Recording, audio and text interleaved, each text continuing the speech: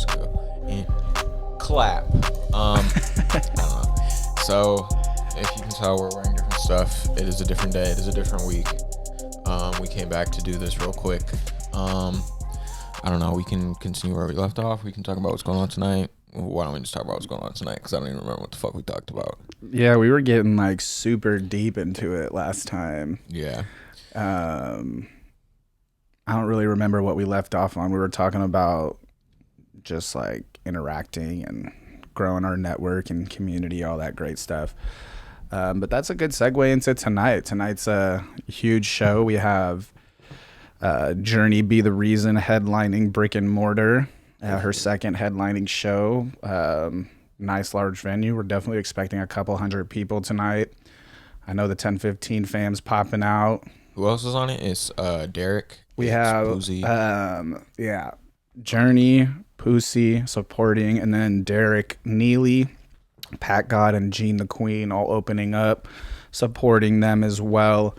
We have Tanisha the Wordsmith gonna do a little poetry during intermission, and then we have my boy Skeeter and a couple of his folks gonna turf dance as well. Damn, he's bringing some backup this time. That's gonna be clean. Yeah, Tanisha has like a live band for herself while she's doing poetry. Yeah, that's pretty clean. So I fuck sick with that. Okay. I can't wait. It's super exciting. It's kind of different. You know, we just have good old hip hop show, but mixing it up a little bit. Do you feel like this is like going to be like a lot different than other shows that you've been putting on so far? Because I feel like it's a little different. I mean, it's definitely the biggest venue or capacity, I guess. You know, it's a Sunday, but it's still a weekend night. So we might expect a few more people to pop out. But this one's different because we actually had a legit game plan and rollout for it in terms of promotion. Yeah, street team, everything that Jenny's been doing. Yeah, exactly. I mean, for the Bottom of the Hill show in December, we got it was only a few weeks and we were kind of learning, and we still had a good amount of people pop out on a frigid, rainy Tuesday. But like you said, this one's for sure different, especially coming off of the huge success that the next big thing was, and being able to see what it really takes to do a production that size. It was nice. You were pretty calm during the next big thing I feel like too. Like, well, I mean, I haven't seen you in like super high stress situations, but that's one where I'd be racking my brain out. So like seeing you and I'd be like, "You good?" And you're like, "Bro, I'm chilling." I was like, "What the fuck?" Yeah, it was like a coming to God moment. It was like I hit the game-winning shot in Game 6 against the Utah Jazz type. And what I mean by that is like, of course I'm nervous as hell, but at the same time I'm supremely confident because we spent so much time getting prepared. Yeah. And, you know, proper preparation makes perfect before. I don't fucking remember, but there's practice for a reason. It's called preparation for a reason. And we were more than ready for that. And, you know, the sign of at least somebody that I want to follow as a leader, they need to be calm, cool, and collected under pressure to be able to deal with anything. So if I'm freaking out, then that immediately gives everyone else permission to freak out. Which is not you know, keys to success. So I at least have to put it on, you know, whether I'm freaking out below or trying to solve a problem. It's not really, everybody's got their lane. My lane is to put the fires out, so I'm not going to extend those fires out to you guys. You know what I mean? But that night was like super smooth. Of course, there was a bunch of stuff we had to adjust to on the fly, but I just remember having to move very quickly and a lot, but I wasn't ever freaking out, I don't feel like. No, yeah. And it's kind of cool that you say that too, is like, you know, I think every like execution of something is going to have this, and it's like just there's always going to be an unexpected problem. Yeah. And you kind of do have to be on the fly about it. A lot of people are like freak out immediately and they're like, I don't know what to do, and then they freeze up, and then before you know it, 30 minutes have passed, and like this is like kind of measly thing. Exactly. I mean, it's simple biology. If you freak out, your body seizes and it literally cuts off the what is it called, like critical thinking part of your brain. So taking a couple deep breaths, you're literally training your body to come up with solutions. So it's a lot of practice. Just like I practice for the show, I have to practice mentally to be in charge of it. But tonight is going to be an awesome experience. It just feels different. The energy's different. I think it's the Sunday's nice too. Everybody's pretty much available to pop out. There's no more football left, unfortunately. The Niners lost, but it just feels different. Journey and I were talking almost every single day, trying to think of things to do. I popped out multiple times in Oakland, Berkeley, San Francisco, putting up flyers. I know she did, Troy did, everybody did. Yeah. And even though this lineup is stacked and they're, friends becoming family, I really still use it as a test for people. I want to see how much you guys really care about doing this full time, and doing it full time is, posting constantly and getting the promo out, and everybody did a really great job. And this is exactly why I wanted Journey in this position, because I knew she could do it even without ever working for her. She's She's such working with her. Yeah, she's a superstar in the making for sure, but not just because she can rap. And not just because she's a good person, but she actually has a crazy work ethic from start to finish for sure. And those things really help though too. She's like a really personable person. Like she's like a person you could kind of just go up to and have like a normal ass conversation with about whatever, But then at the same time, she'll fucking out rap the shit out of half of these anybody. Yeah, for sure. I mean, she's gonna have a bright future. So it's really, it's genuinely an honor to work with her and watch her work. It gets me excited about the music industry. Not everything's perfect, and not everybody wants to work that hard, but to do like our, first big show, whatever you want to call it, with her is awesome, because she's really setting the tone for all of us. Definitely. Do you know how many tickets you guys have done? I do know. Yeah, you don't want to say. Okay, that's all good. There's still tickets available, so we haven't sold 350 yet. That's all I'm gonna say. The shit out of those tickets. I already bought 8, so You what? I already bought 8. Oh, there you go. Yeah. Speaking of that, though, shout out Scott. I don't know his full name. I want to say the Instagram's Young Scott 3900. I could be wrong, but he bought 10 tickets like the first day they went live. That's clean. And he's not even going to be at the show. Oh, that's fine. Journey said he's like one of her biggest consistent supporters. So we were able to do a couple giveaways and be able to give media free tickets instead of put them on a guest list. You know what I mean? Yeah. So we obviously still get a couple dollars from that, but most importantly, it opens it up to bring as many people as we can. But yeah, it was nice. So shout out Scott for giving us the opportunity to, give the community some tickets and be able to have people pop out. I think a safe estimate would be 200 people by the time Journey gets on stage. Yeah, I could definitely see that being a thing. She brings a huge fucking crowd out. And also, shout out to that guy. People don't realize how important like shit like that is to artists, especially when they're coming up. Man, it's crazy. I like screamed like dead ass. Like, I'm always the guy, like, if we sell 10 tickets total, that's still a victory to me. But of course we have, lofty standards, expectations, and we have goals. I'm definitely not happy when that happens, but I'm for sure not beating ourselves up. But the fact somebody gave us 10 right away got us excited, but it also was like, cool, now we can do a bunch of stuff with it. Yeah, exactly. And those kind of people will also like just make everything for an artist, you know what I mean? For sure. I was trying to think. There was this conversation, this dude Austin A-Side, if you know who that is, it's a ass producer for a lot of things. Oh, okay. And he was having a conversation with Frosty a little while back, and he was telling me like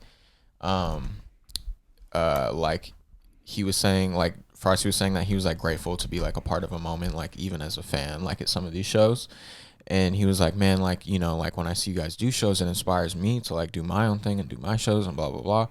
And A-Side was all like, that's important, but like realize like also just being like a fan is like super important. Like going to those shows are like so important to artists, and like even if you're not showing up, you buy fucking 10 tickets. Like you're a super MVP for these people who are trying to make this their reality. That's a really good conversation, because I'm glad I'm not emceeing anymore, to be honest, as much as I love to do it. And I think it would be fun. I'm glad we got Andre Lewis to do it. Shout out to Dre. Yeah. That's just going to elevate the show so much, but that allows me to actually be a fan and work the crowd, because as awesome as all 5 of these artists are, I mean, I legitimately listen to at least one of each of their songs every day. Like, I'm a fan. Same. Yeah, no, me too. I'm not putting on shows for a money grab. You know what I mean? Of course, we need money and there's percentages and splits involved, but that's never my first priority. I'm like, who wants like, who are people gonna want to pop out for, right? Yeah, what's gonna be like the coolest show? Yeah, and to be quite honest, like Journey and Pussy are my two favorite artists right now. I listen to them fucking every day.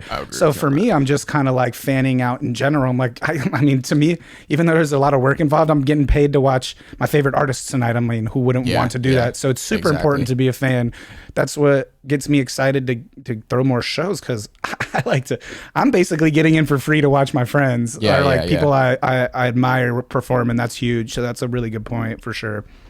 That's like a super crazy thing to think about too, is like these are like people that, you know, you're making like at the end of the day like a better product for them because you're a fan, you know what I mean? Like you know, if you gave like Journey like a hole in the wall like that can fit 5 people, right, that would, I mean, you know, it's still nice to look out for anybody and give them a gig, but like, you know, 5 people compared to like 350 you said that can fit in brick and mortar, like that makes a huge difference in it, you know. Shows, you know, it shows that you like care a lot about these shows, I think, for sure. And that's like the one thing I always tell, you know, our team is that, you know, make a show track or do live band stuff. You know, I'm getting you prepared for when we headline brick and mortar, that you're already a professional level artist. You know, we got to work on your music, stage prep, whatever, right? But that's why I'm preaching like stage presence. That's why I'm preaching using the right mic, having your own mic, not relying on your manager or the venue to give you everything. Come through prepared and ready to go.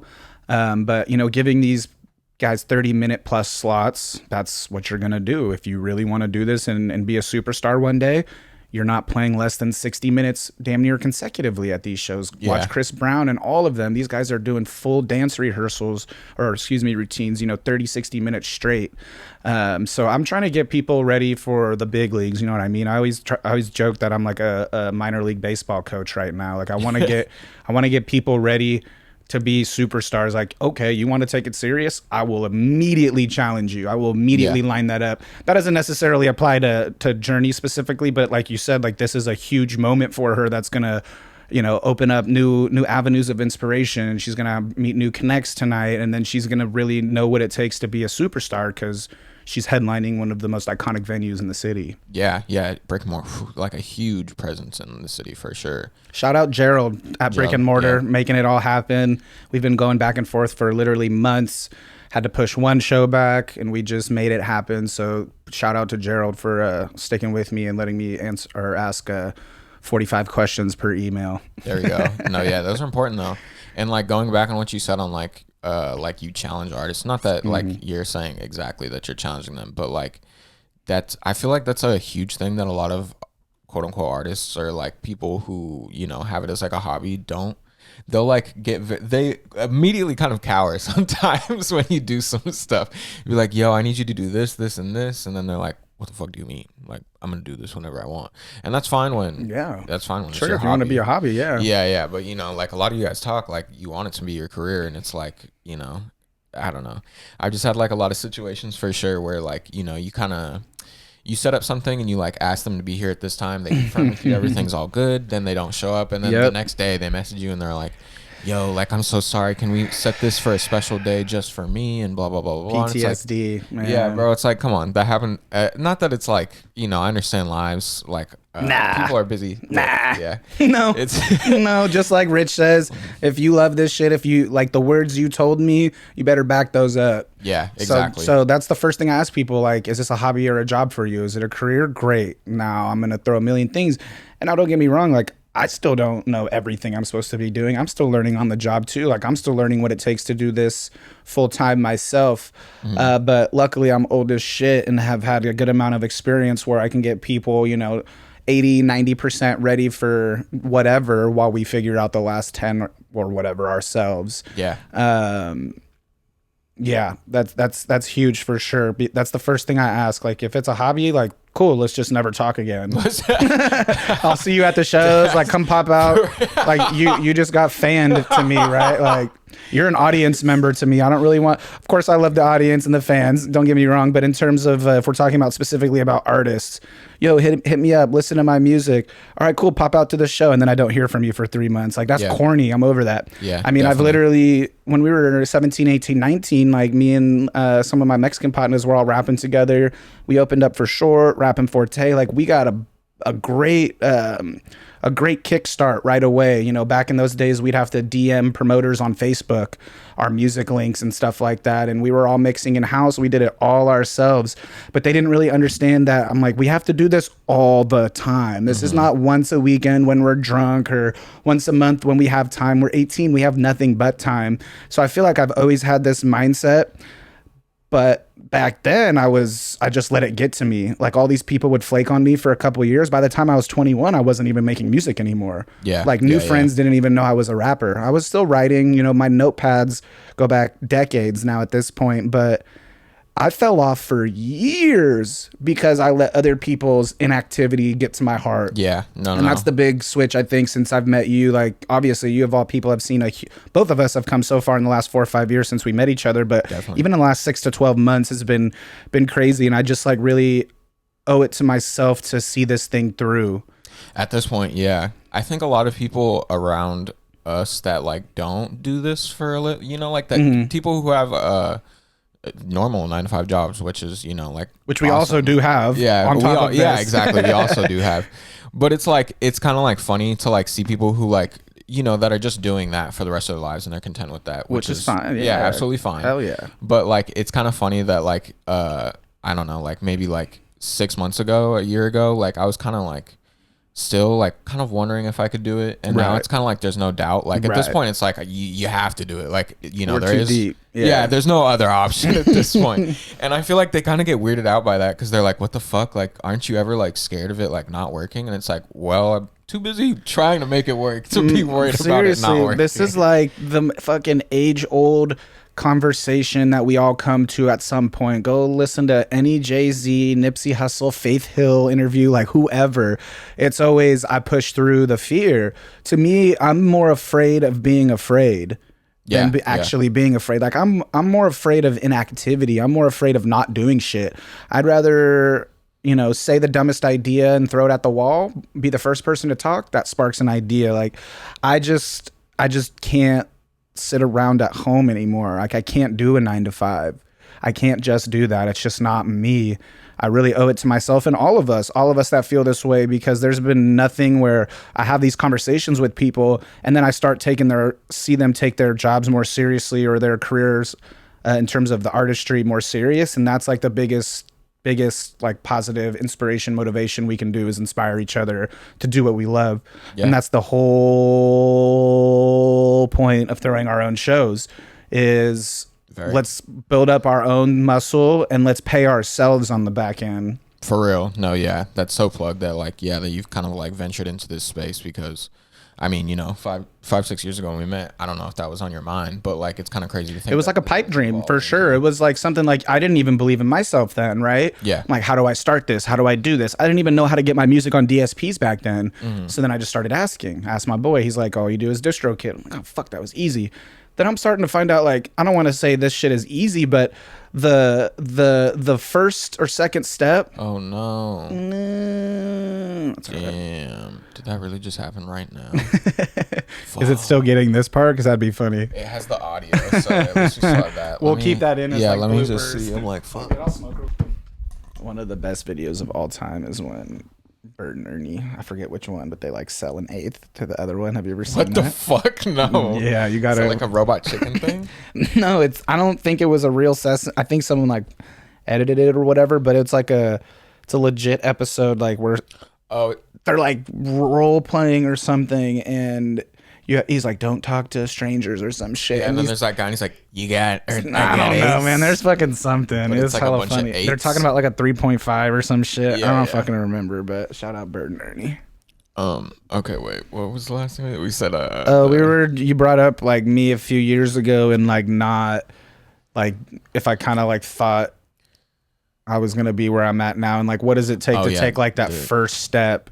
And I think it's like literally committing to it, because you can sit in your house and take bong rips all day and be like, I want to be a superstar. Yeah. But like, I literally first I got on the internet and was like, fuck, let me weaponize this Instagram, because I'm working 14 hours a day, but that leaves me 2 hours or so to get work done on the phone. So even if you're at the house, you can do so much work. True. When I was sick and fucking old man broke my ankle and I was on the couch for 3-4 weeks, I still got a lot of shit done just by using my phone, and I kept the things growing, at least on social media. But you got to get on your phone. I mean, that's how we became friends. I got on my phone and got on Instagram. We can never remember the like original who found what or whatever, but I posted you, or you posted my music, something clicked it off, and then boom, here we are now 4 or 5 years later. So I mean, bare minimum, you got to get on the internet and start networking with people. And something as simple as reposting an up-and-coming artist's song, which nobody does, so much. Immediately connects you to them. Yeah. They're like in your DM with genuine respect. Yo, pop out at my next show. Yo, meet my friend. Now I know 300 people or whatever. Like, that's how it happened. Bro, no, yeah, it was so funny. That reminds me of, well, yeah, doing it is like such a much thing. Like, I think a lot of people, like, they'll ask like a lot of questions about like maybe what you do as well, you know, like they'll ask me like 100 questions about clothes, and then they'll like be like, oh well, I just want everything to be just right when I do it. Yeah, and that was like, that was my fucked up mindset. That's the worst thing to do. Yeah, everyone does it. It's okay. Yeah, get over it, and then you'll start getting shit done. Trust me. For real, you can, you know, fail upwards. You know what I mean? As long as you attempt something, like, there's no failure. You're either going to make your money back, lose a couple, like there's always reinvestment. There's always learning. To me, failure is not doing it. Yeah, exactly. And you can do research. I think it's smart to do research on something before you do smart. it. But You fucking have don't the get stuck world of on the information in research. your pocket. Information. Use that shit. Yeah, but a lot of it, you know, is you got to go through it personally to make it. Absolutely, to learn it. 100%. But going back again to what you were saying, it was funny that you say like how reposting can like really change like, you know, a person's like perception of you. We went to a manufacturer place recently in East Palo Alto, and it was funny because it was a big meeting of people. It was like a bunch of, you know, coworkers, whatever we're gonna call them, and it was funny because the dude who was running the like event to like show us what was going on, I had recognized him, but like I didn't know from where. I'm like, where the fuck have I seen this dude before?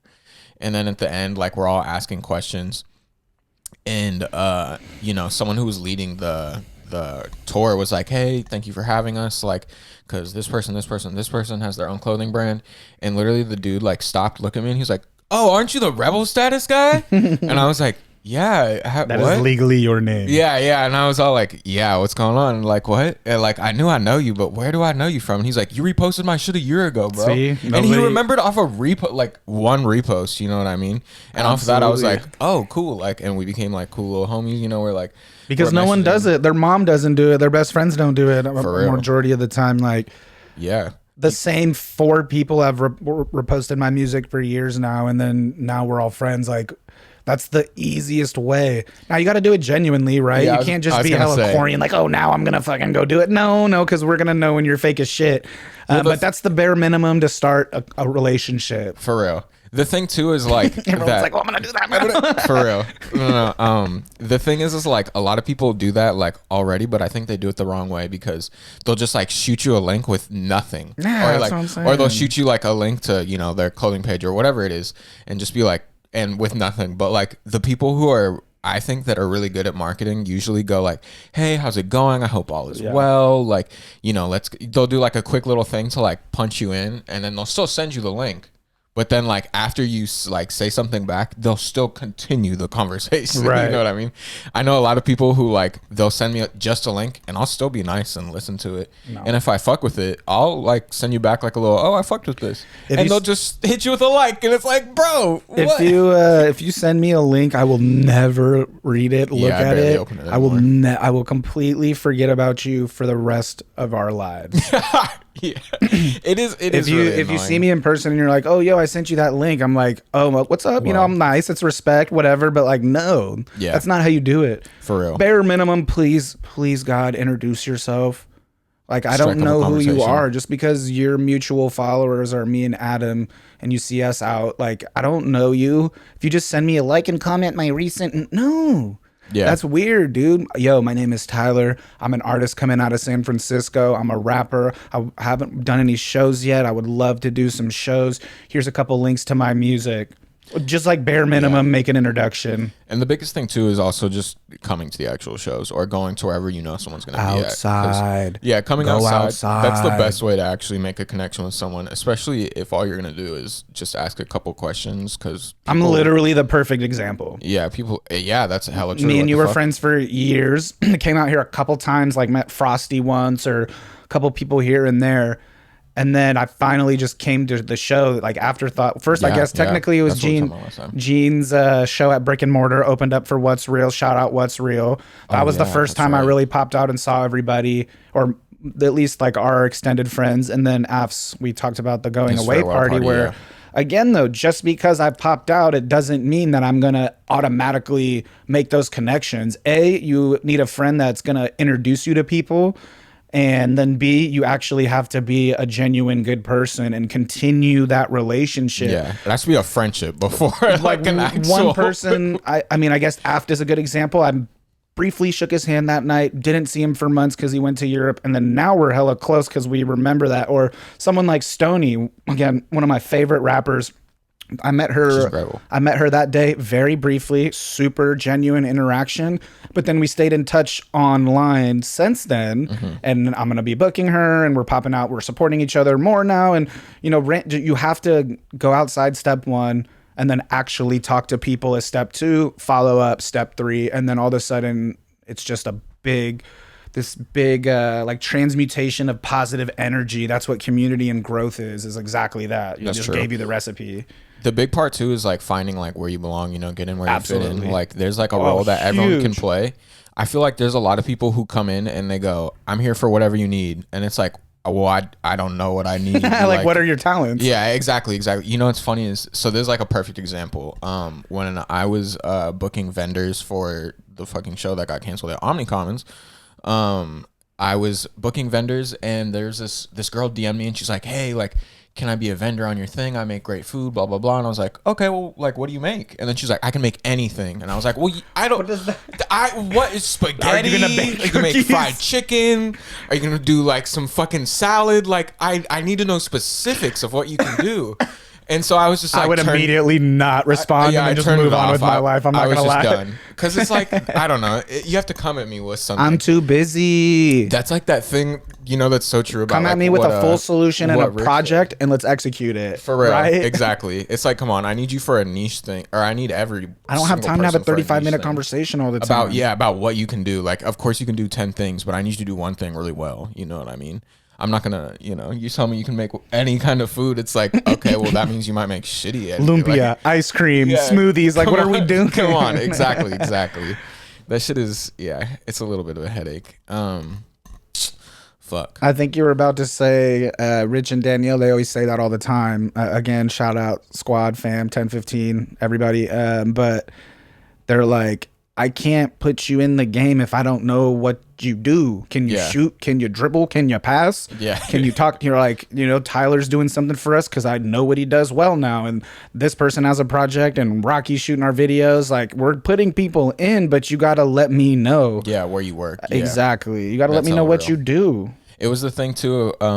He was saying like 100 times, like, an artist that says like, I got something for everybody. He's like, well, fuck you. Like, and that's hella real too. I think not everybody's gonna buy your shit. You gotta have a fucking demographic, like a target, at least a target. Yeah, exactly. I know like a bunch of artists that we know too that like make like all kinds of music, and some of it is good and some of it I don't like as much, and that's totally fine to experiment and do your thing because you're obviously an artist. You know, make whatever you want, but like having like a direct theme and like what you make and like doing one specific thing really well is what people are going to gravitate toward. They're going to come back every time for you being an amazing singer who can do this, coming back for screaming really well, or, you know, like people aren't going to fucking be like, what are they doing next, until you become fucking. How many times during the next big thing selection process did one of us go, oh shit, that's my friend who's a rapper. Why would he send in a singing video? Yeah. Or, oh shit, my friend is a singer. Why would she send in a rapping video? Like, stop, you guys. That was do that literally- shit at home in the closet and practice. Don't fucking do it. I'm telling you, like, again, shout out Jean. Love her. My favorite person. We've been doing this for one of the first times I brought up a critique. I was like, stop like the sing rapping on your songs. Like, it sounds fine, but it's not at a, your singing's up here. Yeah, we need to singing's capture here. Yeah, we need to get people here. with what you're great at, and then when we lure them in, you can start, you know, Then you start experiencing practicing. or experimenting, whatever. And she still does it a little bit, but I think she grasped the idea, and now she's like, I always say, break your voice, like belting your stuff out. Like, that's what you're good at. I like when you break it down and do it like this, and it's cool, but like, you don't get to sing. I don't get to hear the best part of you when you're doing that. Yeah. So if you're a singer who's trying to rap or vice versa, it's like, that's super cool, but like, don't do it until you won a Grammy already, and you can mess For real. around. Like, Lil Wayne had 9 of the best, greatest mixtapes, albums, whatever of all time, and then he And then did the made that worst rock album album. ever. Yeah, yeah. Rebirth. But he could do that and get away with it, right? That's true. You know what I mean? 100% true. Please, like, don't do that. Like, I used to think I could rap sing like Drake when I was 15, and Yep. maybe I could, but I was a way better spitter. Like, stick with what you're good at, please, and practice and do stuff on your own time. You know what I mean? Like, what's a good example in like sports? Like, somebody who isn't a good 3-point shooter, they don't just start jacking up 10 a game. They do That's that shit true. at home, in the gym, beforehand, and then they get better. So just please don't get out of your lane. Like he said, everyone's got a role to fill. Yeah, just work on it slowly. You know what I mean? Like, definitely give out Yeah, what the people want. don't not first. do it, but just be smart about it. Yeah, exactly. And there we go. I think we're just barely getting over the 15 minutes, so we can like ramp it up right here. Is there anything that you want to promote really quick? Yeah, for sure. We have a show coming up February 23rd at El Rio. That will be, I want to say doors are at 7 or 8. All the information's on the old Instagram, Elevated Innovation. ShyGuyTy, Elevated Innovation. Learn how to spell, figure it out, sound it out. I'm everywhere. You'll be able to find me. Yeah, so we have that show at El Rio, 223. I'm going to make a new flyer and get that out in the next couple of days. We're going to have Jean the Queen, Jovial, and Derek Neatley, kind of call it co-headlining, whatever you Okay. want. Cool. Those are 3 superstars, more than welcome, or more than capable of, you know, carrying their own show, but it's definitely a team effort with Jean leading it. She was, you know, kind of the first artist I booked that for, and it kind of grew from there. And then we're going to have Aaron and Taya back. Taya P. We just did her first show at Cafe Galaxy in San Francisco. Shout out to Nora for letting us use her space. So we're giving artists, talented artists, opportunity to grow and become better in their craft. And I don't think Aaron's done a show in a while. I think he's done one, but he hasn't done one in a while. So just about giving the right people opportunities. You know, we're not charging for slots. You know, not everybody's getting paid on this show, but it's, you know, the opportunity outweighs. Yeah, for Gotta get sure. their eyes on you. And I know Aaron's been wanting to do more performances for sure, and he's starting to actually like work on music a lot Yeah, more. Afterthought and I are working on a lot of different things right now that are in the email stage. We have a couple of different phone calls and meetings this week to check out more venues, and you're going to see more live, like a live full band with hip hop like he always does, but Yeah. you know, more people involved in that. We're going to see a lot more kind of food and beverage potentially mixed in with that, having shows catered potentially. Ooh. We have a lot of big names or bigger names than you've seen us work with in the past coming up soon. So I would just stay tuned to all of our stuff. Again, Elevated Innovation, ELEVATEDINNOVATION on Instagram. You did spell it out for him. Yeah, you know, I felt like a dick when I said that earlier. Yeah, that's it. I mean, thank you for this. This is my first podcast. I loved it. Thank you to everyone. We could sit here and do another 15 minutes just shouting out people that fuck with us, but you know, let's just keep growing together. Let's be able to have direct and honest conversations when things aren't perfect. And just you know, keep in mind that we're all heading to the same thing. We're all going towards the same direction and the same goal. But if I always say, one of my favorite lines I ever rapped is, as long as you stay in your lane, it's okay if you're speeding, right? There we go. If you want to go a little bit faster in life, that's great. Just stay in your lane. And if someone's not going your speed, don't don't put them down. You know what I mean? We're all doing different things. I do want to shout out Jay Perry, one of my favorite artists and engineers in Santa Rosa. He just dropped an EP called Jaded. If you've ever been sad in your life or got your heart broken, you definitely want to check that one out.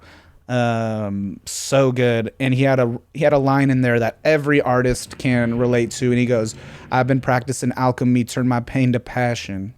There we go. So turn that pain into something cool. For real. Paint. Come on now. Paint. Anything. Take pictures. Rap. Sing. Not everybody got to be a superstar. But don't send me a link without introducing yourself. Thank you, everyone. Real shit. There we go. All right.